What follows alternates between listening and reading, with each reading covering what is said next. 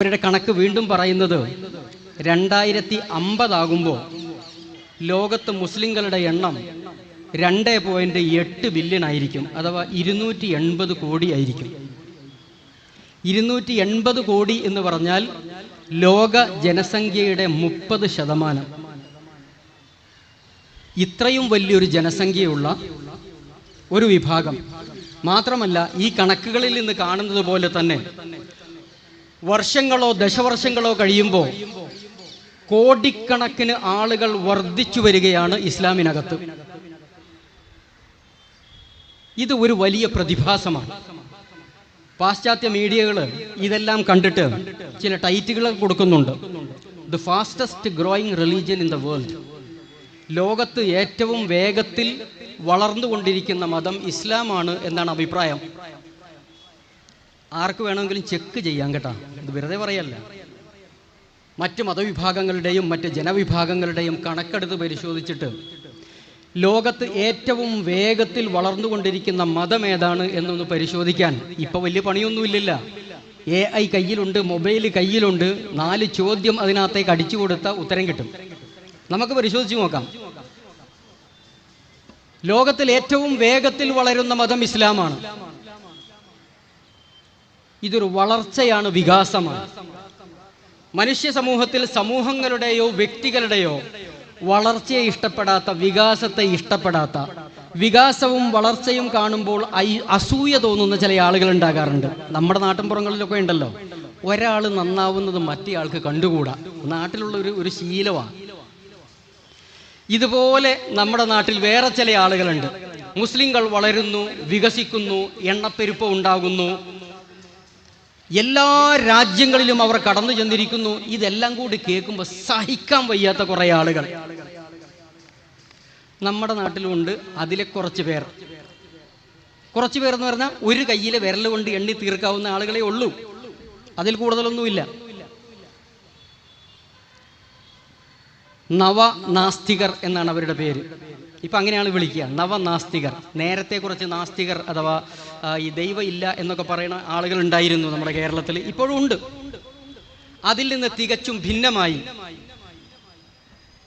നവനാസ്തികത എന്ന ഒരു പ്രത്യേക ജനത ഉയർക്കൊണ്ടിട്ടുണ്ട്. മിലിറ്റന്റ് അത്തീസം എന്നാണ് അതിന് പറയാം.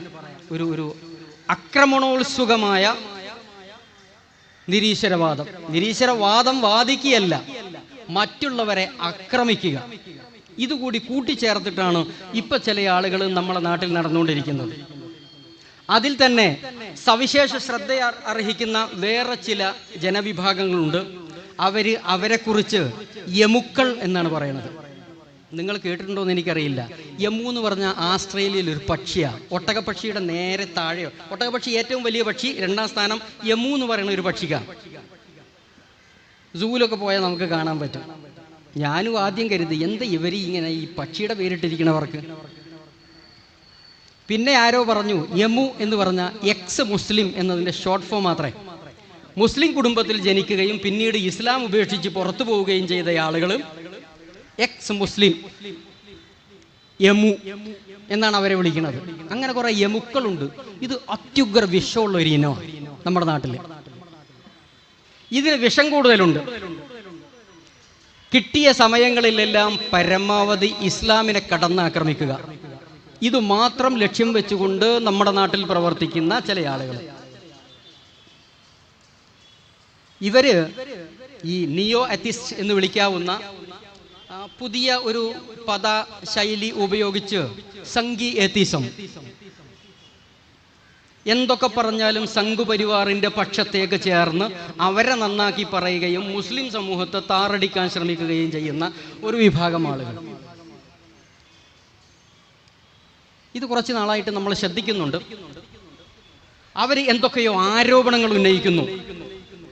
ഇസ്ലാമിനെ കുറിച്ച് ഒരുപാട് ആരോപണങ്ങൾ അവർ ഉന്നയിക്കുന്നുണ്ട്.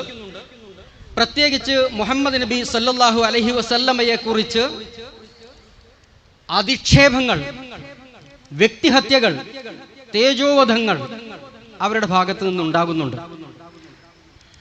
മുസ്ലിങ്ങളെ സംബന്ധിച്ച് അവർ കരുതുന്നത് എന്താണെന്ന് വെച്ചാൽ അവർ 4 ആളുകൾ ഇവിടെ നിന്ന് എന്തൊക്കെയോ വിളിച്ചു കൂവി കഴിഞ്ഞാൽ ഇതങ്ങ് അസ്തമിച്ചു പോകുമെന്നാണ്. ലോകത്തിലെ മുസ്ലിം ചലനങ്ങളെക്കുറിച്ചൊന്ന് പഠിച്ചു നോക്കാൻ. ലോകം ഇപ്പോഴും ഇസ്ലാമിലേക്ക് പാഞ്ഞെടുത്തുകൊണ്ടിരിക്കുകയാണ്. അതിനെതിരെ ശബ്ദിക്കാനും വിളിച്ചു കൂവാനും എത്രയോ എമുക്കൾ ജനിക്കുകയും മരിക്കുകയും ചെയ്തു. പക്ഷെ അതിനെ ഒന്നും ചെയ്യാൻ പറ്റണില്ല. അത് മുന്നോട്ട് പോയിക്കൊണ്ടേയിരിക്കുകയാണ്.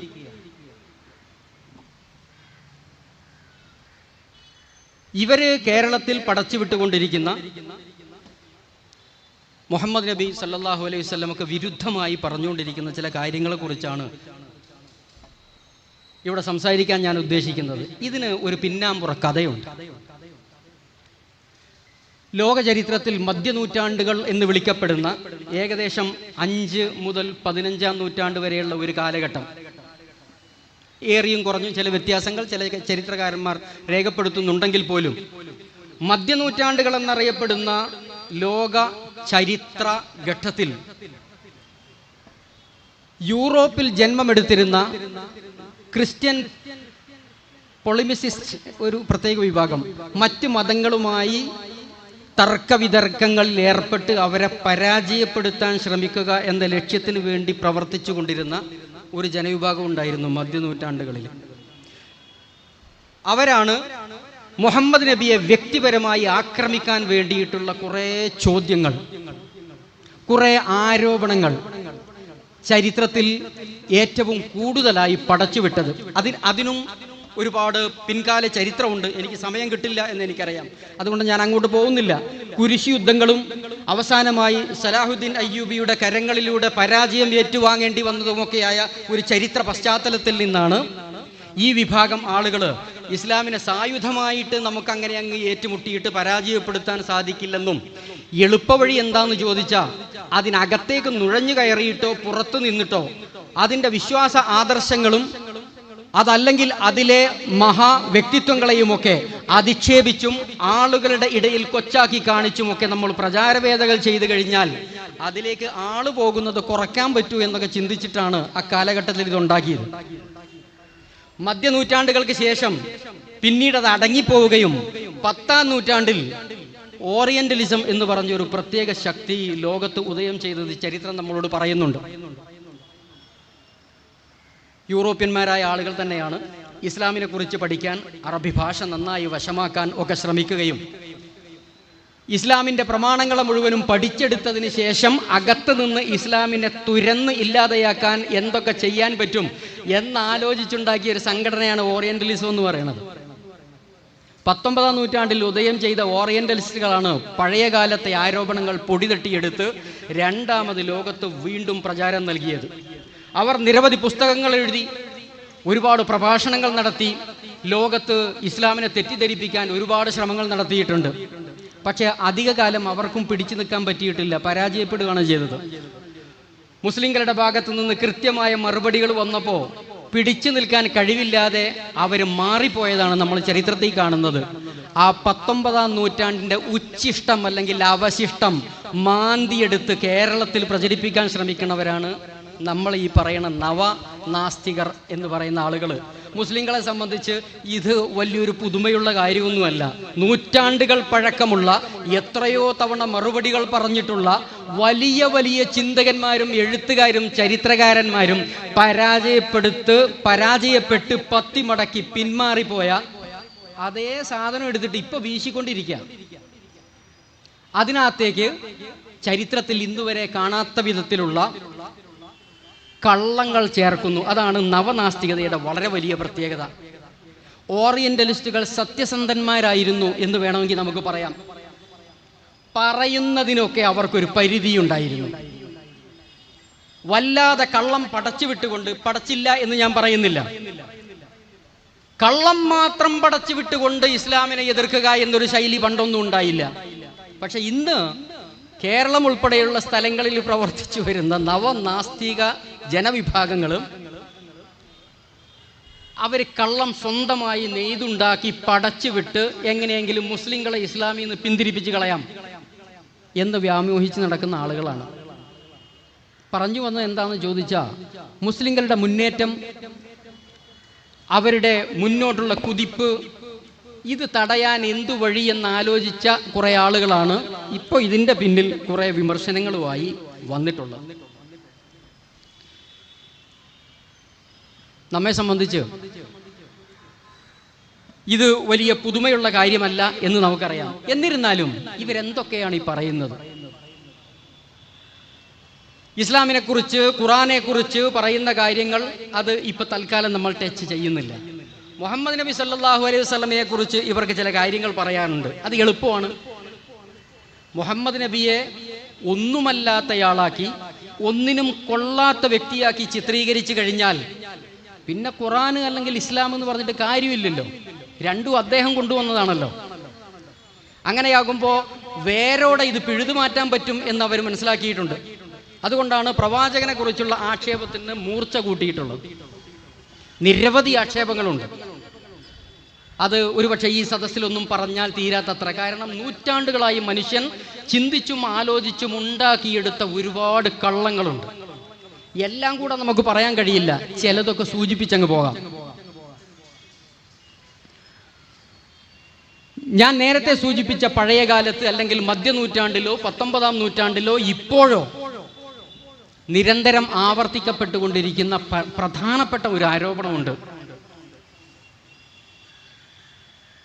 Muhammad was an impostor. അങ്ങനെയാണ് ആ സാധനം. പുസ്തകങ്ങൾ അങ്ങനെ തന്നെ എഴുതുന്നുണ്ട്.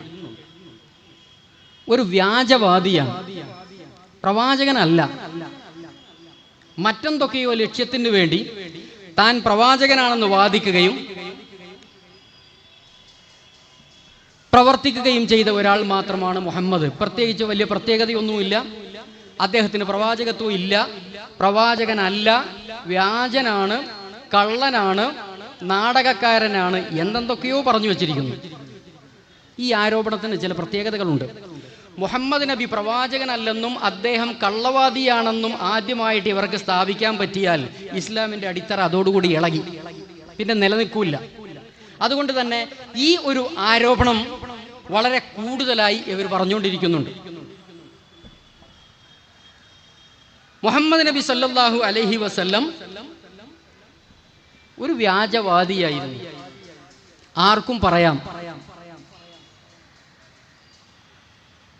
മുഹമ്മദ് നബി തൻ്റെ ജീവിതകാലം 63 വയസ്സ് വരെയാണ് അദ്ദേഹം ജീവിച്ചതെന്നാണ് ചരിത്രം നമ്മളോട് പറയുന്നത്.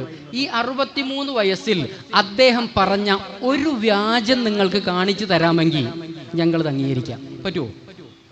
അല്ല, പറഞ്ഞിട്ട് കാര്യമല്ലോ, പറയണതിന് തെളിവ് വേണമല്ലോ. മുഹമ്മദ് നബി വ്യാജവാദിയാണ്. ഓക്കെ, നിങ്ങൾ പറഞ്ഞോളൂ, വ്യാജവാദിയാണ്. ആ വ്യാജം ഏതാണ്? അദ്ദേഹം പറഞ്ഞ ഏതു കാര്യമാണ് വ്യാജം?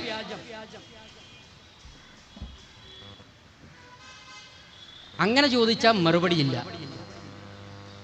അപ്പോ വേറെ ചോദ്യങ്ങൾ കൊണ്ടുവന്നതിനെ നേരിടാനാണ് ചിലരൊക്കെ ശ്രമിച്ചുകൊണ്ടിരിക്കുന്നത്. മുസ്ലിങ്ങളായ നമ്മളെ സംബന്ധിച്ചിടത്തോളം നമുക്കറിയുന്ന ചില കാര്യങ്ങളുണ്ട്. മുഹമ്മദ് നബി ലോകത്തിന് പഠിപ്പിച്ചത് കുറെ വിശ്വാസ കാര്യങ്ങളും കുറെ കർമ്മ പദ്ധതികളുമാണ്. ഈ വിശ്വാസ കാര്യങ്ങളിൽ ഏതൊക്കെയായിരുന്നു വ്യാജം? അദ്ദേഹം നടപ്പിൽ വരുത്തിയ കർമ്മ പദ്ധതികളിൽ ഏതൊക്കെയായിരുന്നു വ്യാജം? ഒന്ന് ചൂണ്ടിക്കാണിക്കാം. എങ്കിൽ അദ്ദേഹം വ്യാജവാദിയാന്ന് പറഞ്ഞ് നമുക്ക് അംഗീകരിക്കാം. വിശ്വാസ സംബന്ധമായി അദ്ദേഹം പഠിപ്പിച്ച കാര്യങ്ങൾ ധാരാളമുണ്ട്. മുസ്ലിം പണ്ഡിതന്മാർ അതിനെ 3 ഗ്രൂപ്പാക്കി അതിനകത്ത് ഉൾപ്പെടുത്തിയിട്ടുണ്ട്. തൗഹീദ്, റിസാലത്ത്, ആഖിറത്ത്. ഇത് 3-ൽ ഉൾക്കൊള്ളാത്ത ഒരു വിശ്വാസവും അദ്ദേഹം പഠിപ്പിച്ചില്ല. വളരെ ഷോർട്ടാക്കിയിട്ട് 3ആയി നമുക്കതിനെ വേർതിരിക്കാൻ പറ്റും. ഈ പ്രപഞ്ചത്തെയാകമാനം സൃഷ്ടിച്ച് പരിപാലിക്കുന്ന ഒരു സ്രഷ്ടാവുണ്ടെന്നും ആ സ്രഷ്ടാവിനെ മാത്രമേ ആരാധിക്കാവൂ എന്നും പഠിപ്പിച്ചു. അതിന് തൗഹീദ് എന്നൊരു പദത്തിലാണ് മുസ്ലിം പണ്ഡിത ലോകം അതിനെ വ്യവഹരിക്കുന്നത്. ചോദിക്കട്ടെ, ഇത് വ്യാജമാണെന്ന് നിങ്ങൾക്ക് വാദമുണ്ടോ? മുഹമ്മദ് നബി വ്യാജമാണോ എങ്കിൽ അദ്ദേഹം ആദ്യം പഠിപ്പിച്ചത് അതാണ്. ഏത് പണ്ഡിതന്മാരോട് നിങ്ങൾക്ക് ചോദിക്കുക, മുഹമ്മദ് നബി ആദ്യം പഠിപ്പിക്കണത് ലാ ഇലാഹ ഇല്ലല്ലാഹ് എന്ന വാക്കാണ്, വാചകമാണ്. അതിനാണ് ഞങ്ങൾ തൗഹീദ് എന്ന് പറയണത്. പ്രപഞ്ചമാസകലം സൃഷ്ടിച്ച് പരിപാലിക്കുന്ന ഏകനായ ഒരു സ്രഷ്ടാവുണ്ട് എന്ന് അദ്ദേഹം പഠിപ്പിച്ചു. ആ സ്രഷ്ടാവിനെ മാത്രമേ ആരാധിക്കാവൂ എന്ന് പഠിപ്പിച്ചിട്ടുണ്ട്. ഇതിലേതാ വ്യാജം? അങ്ങനെ സ്രഷ്ടാവ് ഇല്ല എന്നാണോ നിങ്ങളുടെ അഭിപ്രായം? ഇല്ല എന്ന് പറയാൻ ധൈര്യമുള്ള യമുക്കളോ നവനാസ്തികരോ ഇന്ന് കേരളത്തിൽ വളരെ കുറവാണ് എന്ന് നിങ്ങൾ ഇപ്പം മനസ്സിലാക്കാം. ആദ്യം അവരത് പറഞ്ഞുകൊണ്ട് നടന്നു, ദൈവമൊന്നുമില്ല, അതൊക്കെ വെറുതെ പറയുവാണ് എന്ന് പറഞ്ഞുകൊണ്ട് കടന്നിരുന്നു. കൃത്യമായി മറുപടി ചെന്നപ്പോഴേ ഇപ്പൊ കുറെ നാസ്തികന്മാർ പറയണത് അങ്ങനെ ഇല്ല എന്ന് പറയാൻ നിർവാഹമില്ല. നിങ്ങളുടെ ഈ തിരുവനന്തപുരത്ത് ഒരാളുണ്ടല്ലോ, സി രവിചന്ദ്രൻ എന്ന് പറയണേ, ഇവിടുത്തെ എങ്ങാണ്ടത് ഒരു കോളേജിൽ ഒരു ഇംഗ്ലീഷ് പ്രൊഫസർ ഇല്ലേ, അങ്ങേര് പറയണത് അങ്ങനെ ദൈവം തീരെ ഇല്ല എന്ന് പറയാൻ അത് പറ്റില്ല, ഉണ്ടാകാതിരിക്കാനാണ് സാധ്യത. കൊള്ളാം, ഉണ്ടാകാതിരിക്കാനാണ് സാധ്യത. അല്ല, ഇല്ലെന്ന് പറ, ഇല്ലെങ്കിൽ ഇല്ലെന്ന് പറയാം, ഉണ്ടെങ്കിൽ ഉണ്ടെന്ന് പറയാം, ഉറപ്പില്ല. ഇദ്ദേഹത്തിൻ്റെ ഒരു ഗുരുവുണ്ട്, ഇംഗ്ലീഷുകാരൻ റിച്ചാർഡ് ഡോക്കിൻസ്. അയാളാണ് ലോകത്തിൽ നവനാസ്തികതയുടെ പിതാവ്. പിതാവെന്നോ അമരക്കാരനെന്നോ പല പേരിൽ വിളിക്കണ ഒരാളുണ്ട്. ദ ഗോഡ് ഡെല്യൂഷൻ എന്ന പേരിൽ ഒരു പുസ്തകം എഴുതിയിട്ടുണ്ട്. അതിനകത്ത് വലിയ നേതാവ് പറയണത് ദൈവം, ഇയാൾ പറഞ്ഞ പോലെ തന്നെ, ദൈവം ഉണ്ടാകാതിരിക്കാനാണ് സാധ്യത. എങ്ങനെ? ഇല്ല എന്നല്ല, ഉണ്ടാകാതിരിക്കാനാണ് സാധ്യത. ചിലയിടത്ത് അയാൾ പറയണു ഞാനൊരു അഗ്നോസ്റ്റിക് ആണ്. അഗ്നോസ്റ്റിക് മീൻസ് ദൈവമുണ്ടോ ഇല്ല എനിക്ക് അറിഞ്ഞൂടാ. അതന്നെ, നിഷേധിക്കാൻ ധൈര്യമില്ല. പണ്ട് കാലത്ത് ചില നിരീശ്വരവാദികൾ ഉണ്ടായിരുന്നു, അവർ ദൈവം ഇല്ല എന്നൊക്കെ ധൈര്യത്തിൽ പറഞ്ഞിരുന്നു. ഇപ്പോൾ ഈ ശാസ്ത്രമൊക്കെ വികസിച്ച് വലിയതായപ്പോഴേ ദൈവം ഇല്ല എന്ന് പറയാനുള്ള ചങ്കൂറ്റം അങ്ങ് പോയി, പറ്റണില്ല. കൃത്യമായ മറുപടി വന്നപ്പോഴേ കേരളത്തിൽ വേറെയും കുറെ ആളുകളുണ്ട്, നവനാസ്തികന്മാർ. അവർ പറയണത് ദൈവം ഉണ്ടോ ഇല്ലേ ആ ചർച്ചയ്ക്ക് ഞങ്ങളില്ല. മുഹമ്മദ് നബി 9 പെണ്ണ് കെട്ടി, അതിനെക്കുറിച്ച് നിങ്ങൾ ചർച്ചയ്ക്കുണ്ടോ എന്ന് ചോദിക്കും. അവര് ദൈവത്തെക്കുറിച്ച് ചർച്ച ചെയ്യാൻ ഒരു ധൈര്യവും ഇല്ല, കാരണം അവർക്ക് പിടിച്ചു നിൽക്കാൻ പറ്റണില്ല.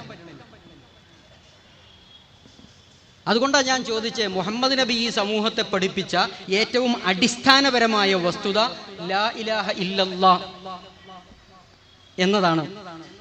ഈ പ്രപഞ്ചത്തെ ആകമാനം സൃഷ്ടിച്ചു പരിപാലിക്കുന്ന ഏകനായ ഒരു സ്രഷ്ടാവുണ്ട്, ആ സ്രഷ്ടാവിനെ മാത്രം ആരാധിക്കുക എന്ന തൗഹീദാണ് അദ്ദേഹം പഠിപ്പിച്ചത്.